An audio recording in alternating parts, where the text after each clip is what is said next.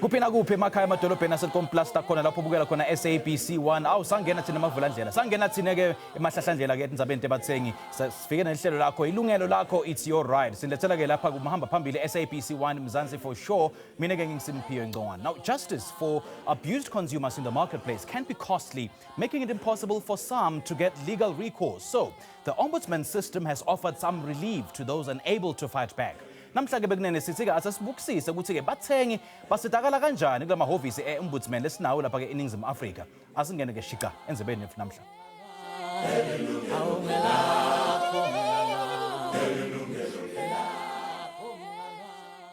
Violations of consumer rights by some service providers are commonplace, but sometimes it's not always the fault of service providers, as consumers themselves are to blame for the lack of awareness. So today we take a look at the extent to which this mediation mechanism is helping consumers.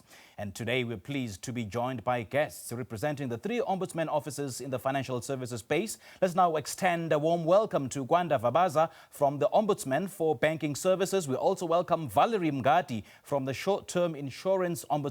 And finally, we have Soobrathi from the Credit Ombudsman Office. A very good afternoon to you, lady and gentlemen. Thank you so much for joining us. Welcome to the show. Good afternoon, Simpiwe, and thank you for inviting us. Ladies first. Valerie, ngidawucala ngawe ukuthi ke asosichazele kabanti ke ngiyathi ukuthi sike sawubute lo mbuto lona phambilini kepha nje we can't overemphasize the importance of sharing information ukuthi ke lehhovisi lakho lidila ngani nekuthi ke tinkinga dini lendibene nato. Okay, ngiyabonga Simpiwe, ngithanda ukubingelela kubabukeli be SABC 1. Njengoba ushilo ngiphuma ka Ombudsman for Short-Term Insurance. Sidila ngama complaints short-term insurance, like we call them manje ngokuthi ama non-life complaints. So sidila kakhulu ngiyafanisa njengawe imoto, impahla yasendlini, i-building, ama cellphone, ama laptop, konke lokho oku-insure under i-short-term insurance policy yakho. So ngekubuka kwakho ke Valerie, bantu ke noma ke ama South Africans lamaningi bayalisebenzisa leli hhovisi lenu. Do they have enough confidence yini kuze kuthi no cha niyasebenta impela? Yebo banalo ngoba mesibheka ku annual report yethu ya 2020 ama complaints esiwa receivile ngolonyaka lo ka 2020 increase by 7%. So kakhulu bayalisebenzisa i-office lethu. Okay. Now, Kwanda, let me also bring you into this conversation. We know that the Ombudsman for the banking industry, particularly last year, has been very, very busy. Simpiwe, we actually were busy in a lot of our complaints from our banking customers who were not happy about bengajabulanga ngalendlela ama bank abo bewaphathe ngakhona. For instance, abanye because of COVID, a lot of people baluse imisebenzi yabo. And because of the COVID relief they offer on our bank, a lot of people tried to phone our bank for assistance and were not receiving the assistance lab waiting. And yes, we did see a lot of complaints, fraud complaints from people as well, who were giving or fraudsters their banking details. And because of that, they lost emails from their accounts. Just gauging from the previous years, nanbuka ukuthi ingabe lenzaba ye internet banking fraud ukuthi inciphile noma ke inyukile, just comparing the last year's reports with the previous years. Okay, compared to 2018 and 2019, our numbers of internet banking ahlile, especially kuma fraud complaints. I think in 2018 we had the most number of complaints internet banking fraud.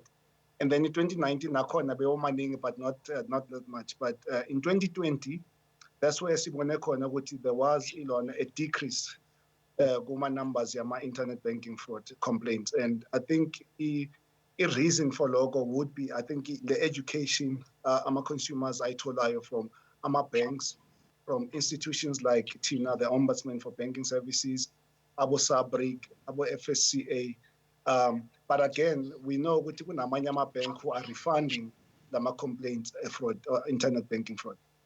Okay, we'll talk about those cases in a moment. Soobrathi from the Credit Ombudsman. Lee, a very good afternoon to you. Welcome to the show. What's your understanding of whether people know the Office of the Credit Ombudsman and how they can be assisted? Yeah, well, I'm sure my colleagues will attest to this fact. Getting the word out there about the Ombud office remains and will always be, I think, quite a large sort of mountain to climb, is because it's all about consumer awareness, you know. And in the dispute arena space, if you look at the number of disputes that actually come in compared to the greater scheme of things, I mean, we have 27 million credit active consumers. And I mean, I do think it's about getting the message out there, and it's not necessarily to find an individual or a party wrong in the dispute. Remember, as an ombud, as an objective party, our first and foremost, our first duty is to ensure that the consumer's voice is heard, that the credit provider is able to meet them at a point whereby we can get the parties around the table, discuss the issue, discuss the confines of the law, discuss how either party has conducted themselves in that particular dispute. And it's about getting both parties on a place where they can walk away having known that they've been heard, that the dispute has been addressed. And yeah, I mean, we are going to be called at times to make rulings, to make recommendations. It's part of the it comes with the territory, so to speak. But to answer your question, I think we have to motivate and ensure that our providers themselves and the industry at large spreads the word of the Ombud, the purpose of the Ombud in assisting consumers in this sort of space. But then is there enough awareness spread, or is there education to the consumers on what really the Office of the Credit Ombudsman does? Because I'm told that some people are flocking to your offices, complaining that some of the financial services providers are refusing them credit because of high credit score, for instance. Yeah, well, issues like credit scores and stuff remain and will always be contentious issues. I mean, it's all about consumer awareness and the consumer, about the informed consumer. Remember, there are various aspects, and to address your point of credit scoring, there is so much of aspects and specificities that apply to one's credit score. It all depends on how the history of the consumer, how they conducted the account, their current state of affairs, the number of accounts that they have, the disposable income. And I mean, when consumers end up at our door, it's a simple question, but why is my score so low? Why am I not able to get credit? And like I said, it's about the Ombuds working together to get that message out there, to educate the consumer. And with regards to the Credit Ombud, specifically the National Credit Act, it's an act that provides a sort of plethora of rights and responsibilities of a consumer. Now remember, I say rights and responsibilities. In as much as a consumer has things that they have a right to, there's one word that we seldom use, and that's accountability. Accountability for one, taking accountable actions for their accounts to make sure that they paid in on time. And this sort of stems onto a credit profile. That's one of the main areas that we deal with as a credit ombud. Your credit profile is essentially your credit identity in the credit industry. It shows, for example, an external provider, this is how Mr. Lee has conducted his account. What is my risk perception in terms of getting him as a customer? Can I expect him to pay back that account? Now it all boils down, if I'm a consumer who skips, and I mentioned this specifically because I believe there's a great misconception regarding this, and maybe it can inform consumers as we speak. Me paying an account one day early on a retail account, for example, will ultimately mean me reflecting 1 month in arrears. Even though I've paid the account, because I haven't paid it on time, remember, credit providers have to submit that information to the credit bureaus, which then filter down to the credit profile, which then affect your score. So, and more informed consumer around these issues will make for a better consumer, a better sort of situated consumer to make those decisions and to pay on time, to pay on a regular basis to ensure that they have a healthy credit score. But it's all about consumer education. It has to start from grassroots all the way up. And I suppose credit scoring ties in well with the issue of reckless lending. So does the Office of the Credit Ombudsman, take a proactive stance or a reactive stance? In short, when a bank or a financial service provider extends credit to a client who does not qualify for such credit, but then obviously the client will keep quiet because it's what they need. And then in the long term, it obviously affects the client. So where does the Credit Ombudsman Office feature in this? No, for sure. I mean, you obviously are speaking about reckless lending matters. The National Credit Act is quite specific. Section 81 of the National Credit Act creates responsibilities on a credit provider to ensure that they look at the credit history, the credit standing of the consumer, the propensity of the consumer to pay back that loan. And as you rightly said, that it all boils down to the consumer as well. And I think this past year, it's quite a sensitive word, such as, desperation. Mm-hmm. It's been hard times. Consumers have been left inundated with calls from providers because of the retrenchment, the rate of retrenchment, the job losses, the short-term content that consumers have been placed on, they have been placed in quite difficult circumstances, and in those circumstances, they had to have obviously applied for credit. But remember, there's an obligation on credit provider to ensure that they take the steps to look at the credit history of that consumer before granting the credit. But on the flip side, on the other hand, there is a responsibility on the consumer to ensure that they are honest, they are transparent about their expenses. Now remember, like you said, a credit profile case is only limited in the amount of expenses it can show. It can show the accounts that I'm currently contracted to with credit providers. What about things like bread, milk, school fees, things like transport, things like rent? True. These are things that are not necessarily reflecting on the credit bureau, but have direct impact on your disposable income. And only a truthful and honest consumer that divulges that information can safely say later on that, you know what, I've given you my expenses, Mr. Credit Provider, but you didn't take it into account. And this is why they need to record these things. And it goes with the bank statement, with the pay slips, all of those things you have to ensure. But like you know, is that consumers sometimes find themselves in desperate situations. But we as a credit ombudsman, just to speak to your point, is that we will step back and say, listen, Mr. Credit Provider, can you give us the affordability assessment? Give us what you looked at. On the same token, Mr. Consumer, tell us, give us a bank statement of the time that you entered into the loan. Can you give me a copy of your payslip? What expenses did you have? It's about finding the balance. And I have to say, in instances where we find that there has been a sort of conduct that is questionable, our providers and our members are more than willing to step up to the plate and speak and say to the consumer, say, listen, let's find a way out of this. Let's both walk away on a situation that we both feel comfortable and that we both feel that we've resolved this complaint as sufficiently as we can. All right, Lee Soobrathi, well said. We'll certainly touch base with you in a moment, but please stay on the line. We'll certainly continue with this conversation. And Valerie Mngadi and as well as Kwanda Vabaza will be chatting to you in a moment after the break, you know, to talk about some of the matters closed by your officers in terms of the reports that have been issued.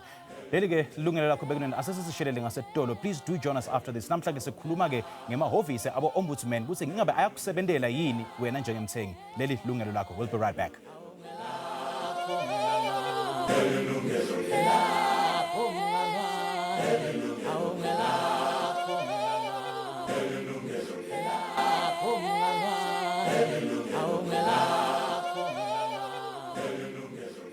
Yilungelo Lakho ke bekunene senamukela futhi incingo tethu setivuliwe ukuthi ke nawe ungaba ingcenye yale nkulumo yethu. You can call us on 0117145958 or 0117146778. You can also send us your WhatsApp video to 0608449857. Send your WhatsApp video to 0605449857. You can email your thoughts to consumer@sabc.co.za or like or interact with us on our Facebook page. Namhlanje sinabo ombudsman abathathu, the ombudsman for the banking industry, ombudsman for the short-term insurance na credit ombudsman la South Africa. But dasichazela ukuthi emahhovisi abo ingabe endani nekuthi ke yini ke inkinga labaye bahlangane nato ke nekuthi ke ngaphi kuma complaints ikakhulukazi la qhamuka kubathengi about their various service providers in the different spaces. Now Valerie, ngidawucela ngawe ukuthi njengoba ke seyikhicite noma ke ishicelele i-report ke lehhovisi lenu ukuthi what are you picking in terms of the trends or the nature of the complaints received by some of the consumers? Okay, in 2020, what we realized is that most, as I said previously, that we had an increase of about 7% of the complaints. So most complaints were related to COVID-19, and some of them were business interruption. So business interruption cases are mostly by the business, like people who have businesses then have that section of the policy called business interruption. So most business interruption claims increased by at least 5%, and they were mostly related to COVID-19. Siyade ke ukuthi na ukhuluma nge-insurance ke bantu ke abayijabuleli kakhulu ke tinkampani tema like insurance because bathi they're very very quick to take ama premiums kepha ke nasekumele ukuthi babhadale ke kuyaliwa kuthi ke what have you observed in terms of has there been an increase or the decrease in terms of insurance company refusing to pay out? I wouldn't say there have been an increase or decrease. Like ama complaints with mostly ama claims asuke declining ama insurance companies. So now we look at them like how were they rejected, whether it was rejected fairly and whether the policy wording was used and whether the law was also applied. So we also apply what we call equity and fairness in our recommendation to the insurance companies. Okay. Now, Kwanda, nayo ke i-banking ombudsman, nayo ke ikhiphe i-report last year, and kuthiwa ke hayi leli office leli belibhizi kakhulu. So what have you picked up in terms of the nature of the complaints, noma ke ema concerns le raiswe ke bathengi? Simpiwe, majority ama complaints esiwatholile related to e-fraud. And now the top 3 categories, the complaints were, for instance, I'm a current account, internet banking, ATMs, personal loans, and in all of them, fraud was a factor. So again, with the current accounts, for instance, we had people who thought maybe they were buying a car or who thought they were concluding an agreement with the government, a tender, and then make a payment into these accounts, only to find out these accounts belong to fraudsters. And as a result, they lose money. So we did receive a lot of these complaints of fraud. And we did receive a lot of complaints about their accounts being closed by Ama Bank without them being given Ama reasons as to why Ama accounts are going to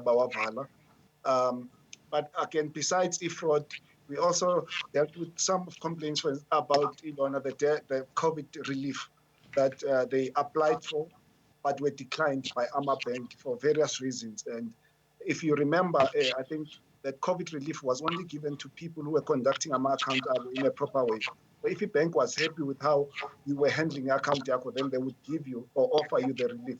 But most people, unfortunately, they didn't qualify and were declined, and they were not happy with that. That's just a few of the complaints that we received, but we actually did receive a lot of complaints. And yes, we also received complaints about reckless lending. But again, when we investigated, like Uli had already said, we found that actually there wasn't any reckless lending with those cases. But again, it is important to note that if a bank does not do an affordability assessment, automatically that whole transaction will be declared invalid. So a bank would have to write off that debt. So between the service provider and the client, ngubani ke loyo a report i-reckless lending? So normally it's only a customer law who, because now they cannot afford to pay debt, they come to us and say, bank is nikeza this credit recklessly. But into our customers, I think they forget ukuthi assessment mayenziwa bank bayenza at the time of application. So the assessment will be done at the point of application for credit. So at that point, or at that time, if we afford the debt, if you can afford to pay the installment, unfortunately, if a week later or a few months later isn't the change, then you can no longer afford. And that does not amount to reckless credit. So I think our circumstances are changed at a later stage. And because now are changing, they think a bank was reckless in offering your credit. So, Kwanda, nangabe ukhuluma ngekuthi you received so many complaints in the past year, for instance, does that mean ukuthi lihhovisi lenu le-ombudsman alwendi umsebenzi walo kahle kahle in terms of raising awareness when it comes to the service providers and when it comes to the consumers themselves? Is there enough intervention by the ombudsman, by the banking ombudsman? I think as an office, Simpiwe, we actually do go stations, for instance, like Yilungelo Lakho, and we do a lot of our interviews, radio stations about our service. And we do write a lot of our press releases, which are published on newspapers, and some are published online, again, educating or creating awareness about our work, as well as the type of banking issues that are out there. We actually do a lot of that. But again, I think in terms of the reach that we have, because I noted, we reported here 2020, it shows that 50% of our complaints are still around Gauteng. And then the next, we Swatola, East and Western Cape, and then thirdly was Swatola, KZN. But unfortunately, I don't think as Ombuds we actually reach the type of places that, unfortunately, I think we need to be reaching. For instance, there's a lot of provinces out there But I think we can all agree, and as Ombuds, the top 3 places that we normally receive our complaints are from those 3 provinces. But is there more that we can do? I think we are trying.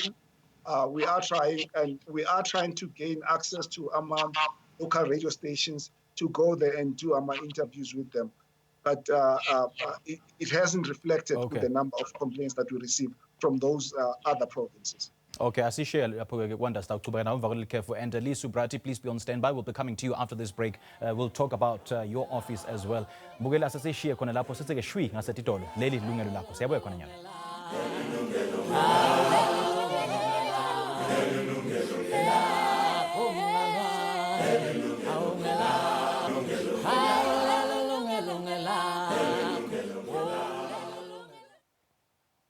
Welcome back. Leli ke Yilungelo Lakho. Khumbula ke ukuthi ke tincingo tethu tisavuliwe. Kusungasishayela ke ku 011 714 5958 noma ke ku 011 714 6778. You can WhatsApp your video to 060 844 9857. Thatha ke WhatsApp yakho uthumela ke ivideo usho ke lokho ufuna usho nathi ke ukuthi sina 060 844 9857.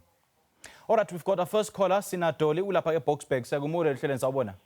Sabona baba ninjani? Siyaphila kunjani mama? Ngiyaphila, ngicela ukuya straight to the point baba. Please mama. Ngabuthatha i-loan ngo 2002 umntana safunda isikole and I'm a pensioner now. So it was 60,000. Ngayibhadala ngayiqeda after everything. 2012 sengireceive ama calls from that bank bathi ngikolota 260 something imali engibakolota ngithi I don't have angaze nje ngithatha i-loan again with you guys. I even went to my bank and ngaya nakhona kulelo bank lelo ngithi mina because kwenziwa yini ukuthi ubhadale baphinde bayisivuselela isikoloto futhi is it possible because bangihonta every day ngama phone nangama messages. Bathi ngeyani le mali na ubabuta kahle ukuthi yini inzaba bathi beya owa.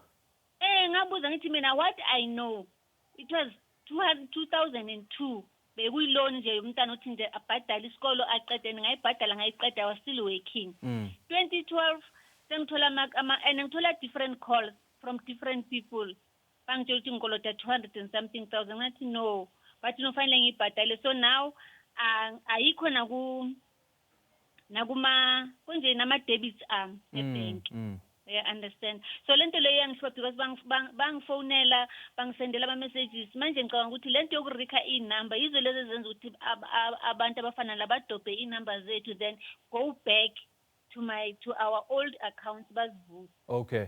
Alright, Doli siyabonga ukukhulu ukushayela ke ngiyathemba ukuthi ke ma ombudsman ethu lapha sina banking ombudsman kanye ke na credit ombudsman batakusita kulolo hlangothi. And Kwanda Vabaza, I would love you to respond to that, and as well as Soobrathi. Just in a nutshell, we have Doli here calling from Boxburg. She says that well, she's a pensioner.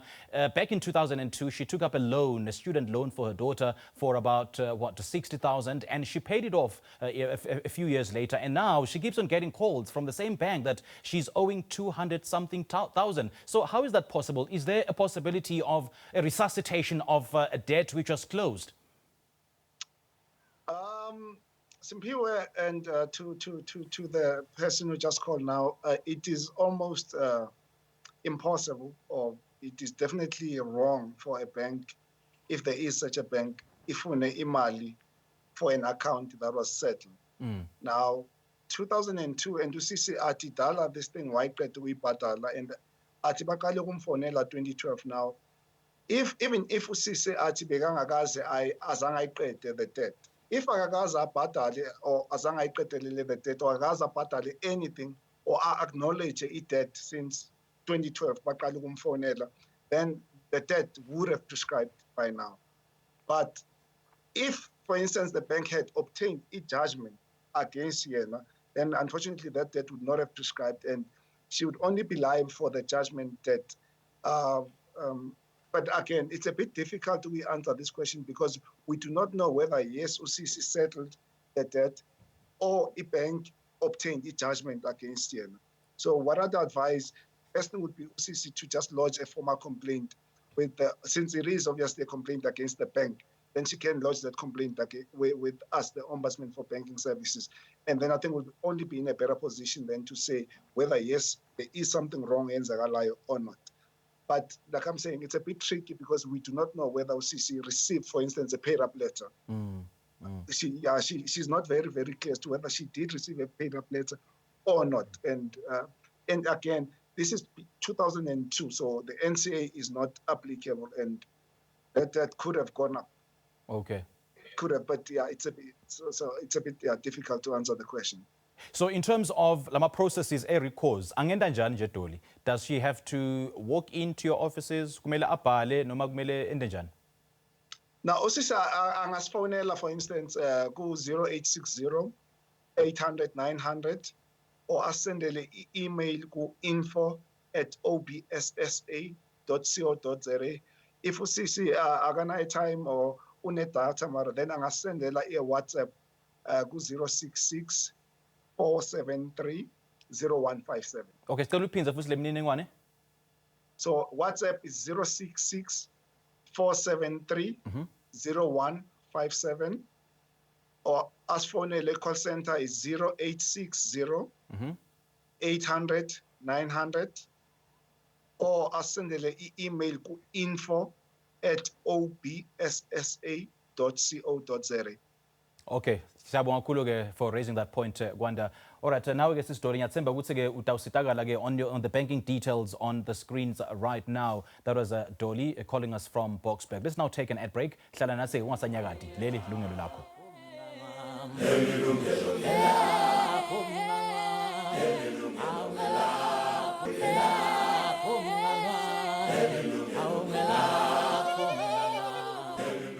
Hayi ke bena lesolo ke sisekuyo ke lencola ilungelo lakho, it's your right. Ungasishela kucingo ke ku 0117145958 noma ke 0117146778. You can email your thoughts to consumer@sabc.co.za, or you can catch us on our social media platforms. Namhla ke sikhuluma ke ngemsebenzi wabo Ombudsman. Sicela ukuthi ke umane ushayela licingo and share your experiences ukuthi uke wasitakala yini nangabe uye ehhovisi la Ombudsman. Namhla ke sina Credit Ombudsman, sina Short Term Insurance Ombudsman kanye ke na Banking Ombudsman. Ukuthi ke ungabe usitakele yini nekuthi ke uyathemba yini lamahhovisi ukuthi ayawusita umphakathi. Now Soobrathi, earlier on we had a caller from Dolly who said that she got a loan of 60,000 back in 2002, and then she paid it off, but then the bank called her a couple of months later saying that she's owing in excess of 200,000 plus. So which brings the question then that can a debt be resuscitated? Now Kwanda has given us shared his perspective on the banking side of the story, but on the credit side of the story, how prevalent are issues such as these? Lee? I mean, yeah, so over the years, we've received quite a few complaints of consumers who were placed in a similar sort of situation. Remember, the National Credit Act was introduced in 2007 to enforce rights of consumers, to regulate interest rates, initiation fees, and generally to codify the laws of common law with things like, with regard to things like endowment and so forth, the caps on interest rates and so forth. So at the time that this particular consumer entered into this loan, there were other acts like the Usury Act and so forth that were in place at that time that regulated regulated interest rates, which at that point were quite high. So like my colleague referred to, that one will need to assess the matter. They'll need to look at the actual agreement. What did she consent to? How was her payment history in the account? And essentially just to find out what is the current state. Why is this account being tossed around from debt collector to debt collector? If that it is what's the case. We do know, but like from our sort of experience, these sort of older accounts tend to be sold from time to time, but we know that the National Credit Act also regulates accounts that are sold. Remember, there's prescription laws that apply that have been introduced in the Act itself, Section 126B. So one will need to look at the sort of cumulative facts. They need to look at the whole the set of circumstances from a holistic point of view, and look at and assess what interest charges have you been charged, in what how have they been applying the law, the relevant law at the time. And I mean, if it's quite adamant that she's being overcharged or that she did in fact pay up the account, then the necessary provider will need to step up and say, listen, we've either erred in the situation, we've made an error, we've sold the account in error. Because I mean, with the millions and millions of accounts, it's easy for accounts to be sold, by error. It's easy for accounts to be picked up in error. But I think point number one, is that she needs to take action as soon as possible, contact the relevant ombudsman, get the ball rolling. And seldom you'll find that once you start to investigate the matter, then the entity will realize maybe we started collecting the matter prematurely or maybe in error, you know. But point one is that you have to start the process as soon as possible to ensure that you don't have any sort of lasting effects like Kwanda sort of intimated, like judgments, like default listings and so forth. It's very important that she starts the process as soon as possible. So in terms of the Credit Ombudsman's reports on the cases closed or the matters closed, what are you picking up? Is there any similar trend that needs so much attention? So you must understand that the Office of the Credit Ombud, we have sort of two departments. We have a credit information department, okay, which investigates the credit profile and the information that's held on a consumer's credit profile. And we have the non-bank credit department, which deals with non-bank credit agreements, any agreement not relating to a bank. That's what the banking ombud is there for. So in terms of trends and stuff, we picked up, so our trends which we pick up all revolve around issues like prescription, issues like fraud, issues like statements of account, but one of the prevalent ones and one of the higher ranking sort of trends is statements of account. Remember, your statement of account, everything revolves around the outstanding balance, your interest rates, the amount of collection charges, your debt collection charges, your service fees monthly. And what we find is that a lot of the times consumers are not aware on the types of charges that can be incurred on the account, especially when it comes to things like defaulting, when it comes to things of handing over of accounts, when judgments are obtained. So what we find that a lot of our complaints revolve around the account itself, administering of the account itself, and applying the thresholds of the National Credit Act. To give you the stats in a nutshell, we haven't published our annual report as yet. It's going to happen in the next month or so. But we found in favor of consumers versus against consumers is more or less on par in the previous year. It's sitting around 62%. And it more or less gives you a feel of where the industry is at, you know. A lot of consumers that come to us may have a complaint that's found against them, but what we find is that they leave being more informed and understanding better what's expected of them and their rights in terms of the National Credit Act. To give you a bit of a trend, as my colleague intimated previously, our major province in terms of disputes received still remains Gauteng, with the Western Cape coming in second and thirdly coming from KZN. So that's predominantly your more busier provinces, but we endeavor on a daily basis to get the word out there as much as we can. All right, thanks for that, Lee. Let's take our next caller. We've got Farouk in Cape Town. Sawubona. Sawubona baba. Yebo njani baba? Khona njani? Khuluma nathi baba. What's on your mind? Mina ngabhenka eAbsa Southgate. Imali yami iphuma yonke ngingayazi ukuthi iphume kanjani. Okay. Yeah. So now you're eAbsa bathini khona? Ngaya khona le ntombazane eIndia yangithuka ngathi ngitshontshe imali mina ngiyikhiphile athi ngiyikhiphile ngingayikhiphanga nokuyikhipha. Namanje inhliziyo yami ibuhlungu kabi mangicabanga le ndaba le. Manje bukhona ubufakazi lekusho ukuthi imali yakhishwa nguwe noma ke ikhuluma letinye izinto? Ngibabuze lokho ukuthi khona ubufakazi ukuthi mina ngiyikhiphile imali laba abanabo ubufakazi ukuthi mina ngiyikhiphile imali.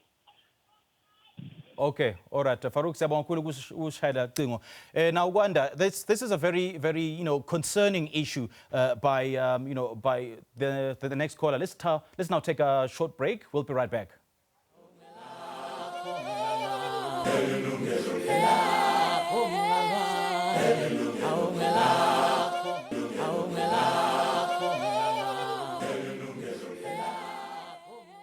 Welcome to our very final segment. Siyaqhubeka nenzaba yethu namhla sikhuluma ke noma ke sikhulumisana nabo ombudsman labathathu, the banking ombudsman, the credit ombudsman, ne short-term insurance ombudsman. Sitsingatha ke indzaba yemahhovisi abo ukuthi ngabe ayabasebenzela yini bantu noma ke iyawasebenzela umphakathi. Sitawucela ukuthi nawe ushayele icingo and share your experiences on whether you were assisted by some of these banking ombuds or rather these ombudsmen, because labanye abantu bayithole i-ombudsman office ukuthi ngathi ishiphile kunakuya enkantolo ukuthi ngabe kukusebenzela yini lokho. Now Kwanda, hey, awuyilamule lapha uthi Farouk waya ebhange la wathola ukuthi badonse yonke imali yakhe, nakaya ebhange bamtshela ukuthi hayibo kude bamsita ngako ngoba ababoni ukuthi ubufakazi bukhishwe kulomunye umuntu ngaphandle kwakhe. Ikhona into enjalo?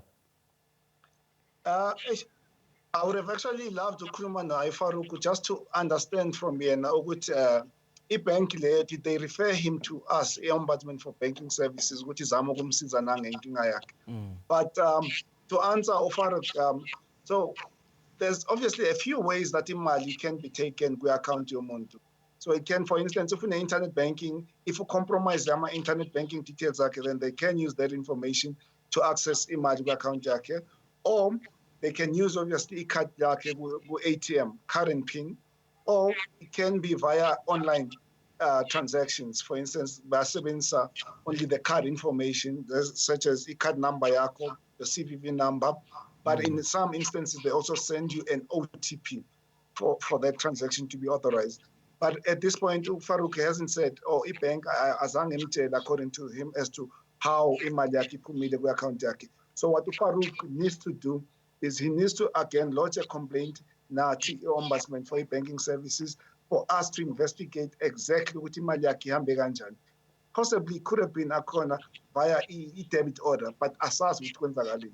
At this point, I'd encourage Farouk to lodge a formal complaint in the Ombudsman for Banking Services for us to investigate.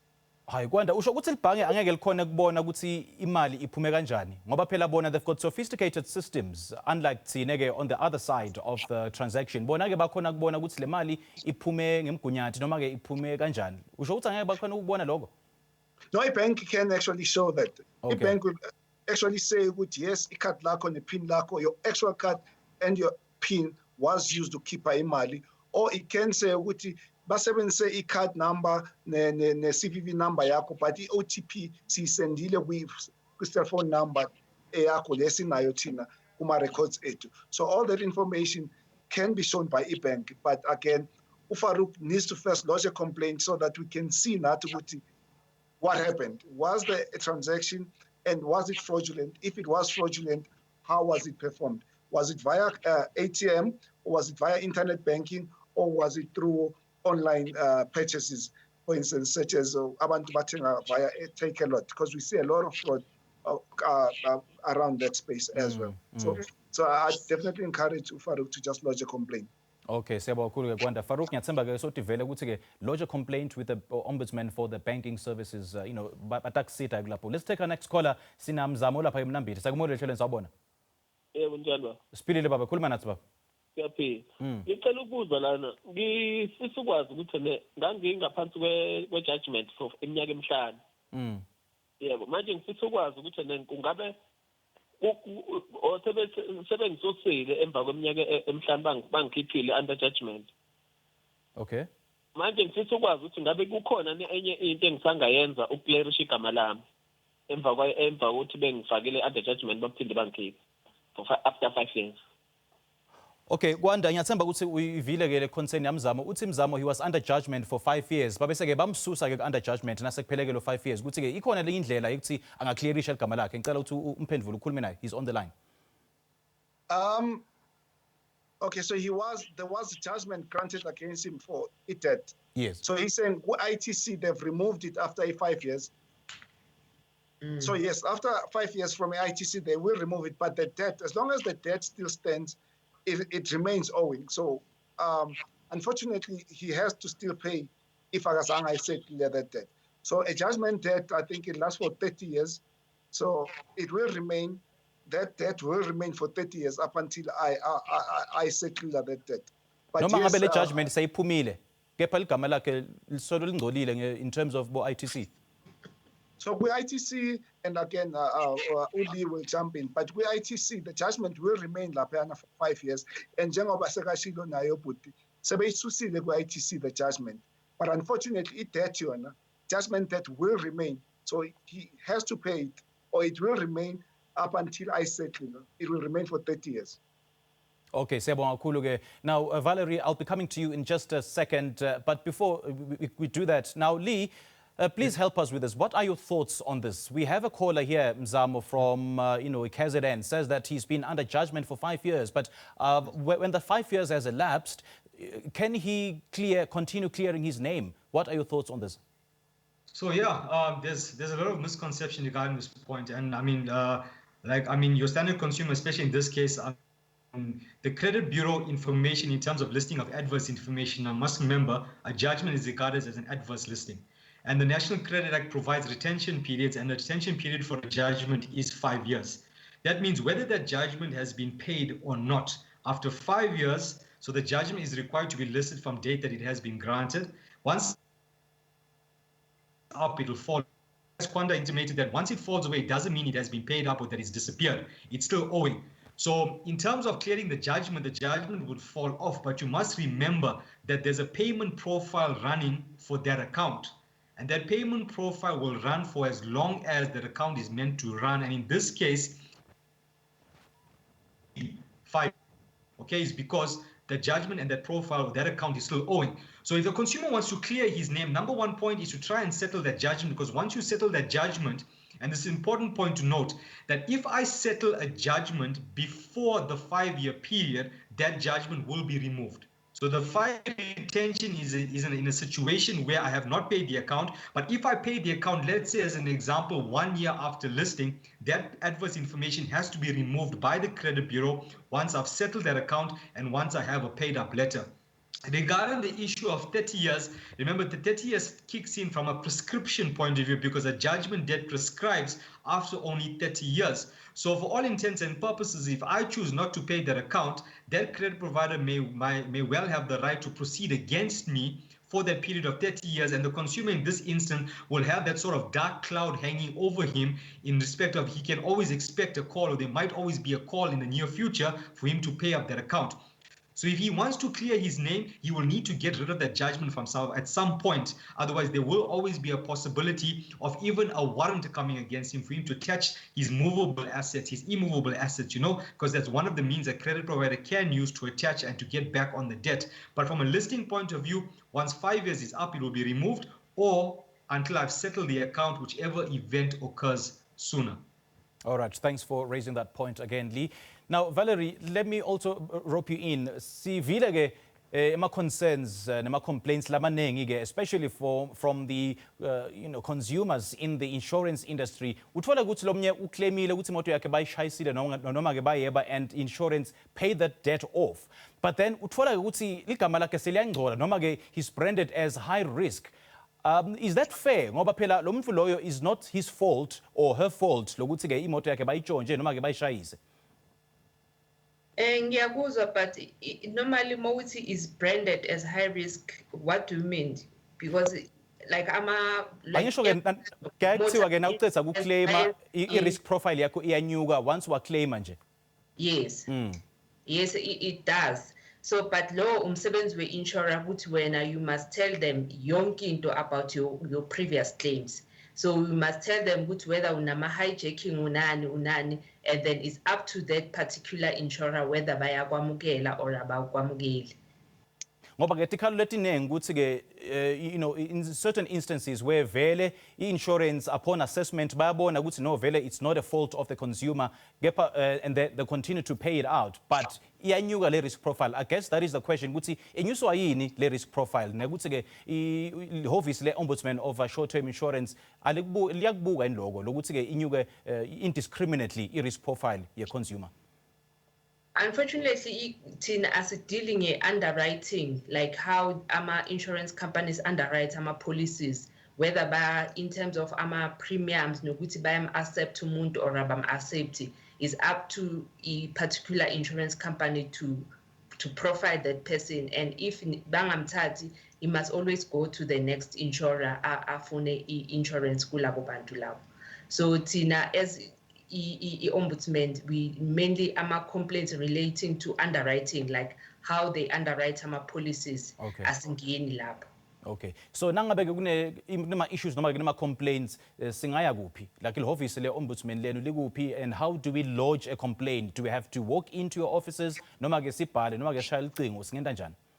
Okay, njoba kulesikhathi se-COVID sisebenza remotely, sisebenzela emakhaya, kodwa ama-offices wethu akhona e-Rosebank, number 1 Steady Avenue.